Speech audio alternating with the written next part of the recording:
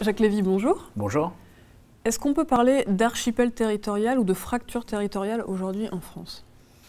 Alors archipel, c'est intéressant parce que c'est l'idée d'île.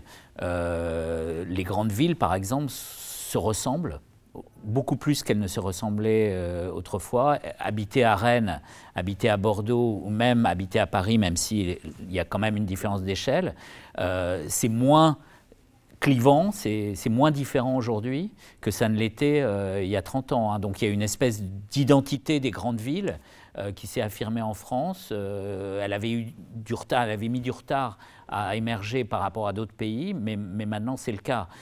Donc archipel, ça peut aussi vouloir dire un ensemble de lieux qui sont disjoints, qui ne sont pas proches en apparence les uns des autres, mais où en fait les sociétés urbaines se ressemblent. Donc ça peut être interprété aussi dans un sens plutôt de rapprochement, de vivre ensemble, de familiarité, et pas forcément de séparation. Mais c'est vrai aussi qu'il y a de nouveaux clivages qui peut-être émergent davantage, comme des clivages géographiques, qui sont moins liés à des régions comme autrefois, qu'à ce qu'on peut appeler des gradients d'urbanité, c'est-à-dire si vous êtes au centre, en banlieue, ou dans le périurbain, ou encore plus loin, vous n'avez pas la même vie, et notamment vous n'avez pas la même vie parce que vous n'avez pas fait tout à fait les mêmes choix. C'est-à-dire la part de choix dans votre façon de vivre, elle n'est pas la même. Si vous, par exemple, si vous avez absolument envie d'être dans une maison individuelle, d'être propriétaire, d'avoir un jardin, si vous n'aimez pas beaucoup marcher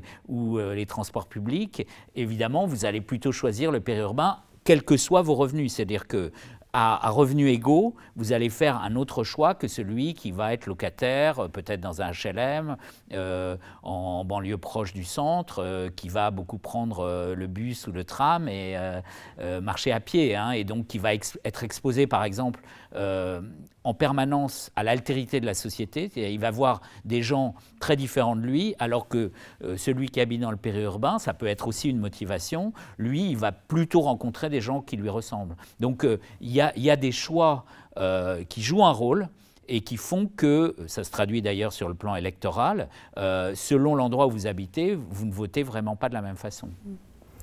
Et alors, vous disiez donc que les grandes métropoles, elles se ressemblent, elles commencent à se ressembler. Et dans ce gradient-là, est-ce que les choses aussi se ressemblent ou quand même les différences sont marquées d'un territoire à l'autre? C'est-à-dire que le périurbain, à un endroit, n'est pas forcément le même qu'à un autre. Alors c'est vrai qu'il y a des différences et il y a des différences régionales. Et la Bretagne en est un bon exemple parce que c'est l'indication que ce ne sont pas forcément les mêmes différences que celles qui existaient il y a 50 ans, par exemple. La Bretagne était plutôt un fief clérical et de centre droit.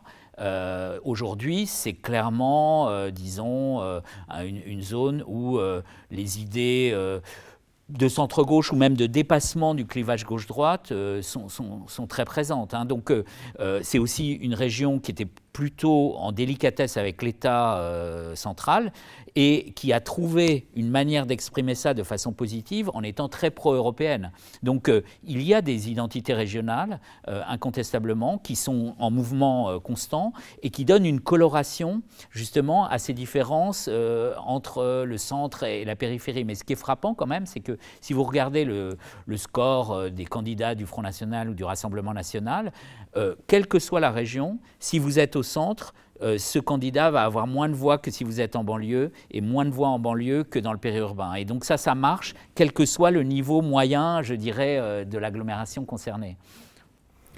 Vous avez théorisé l'idée d'une justice spatiale. Qu'est-ce que ça veut dire? C'est la dimension géographique de la justice, c'est-à-dire le fait que ça a un sens pour nos concitoyens, de poser la question de savoir si le fait d'être à un endroit ou à un autre prédispose à avoir une situation plus favorable ou plus défavorable. Donc là-dessus, je pense que tout le monde est d'accord sur le fait que ça a un sens. Maintenant, ce sens-là, c'est l'objet du débat. Est-ce qu'il faut qu'il y ait tout partout?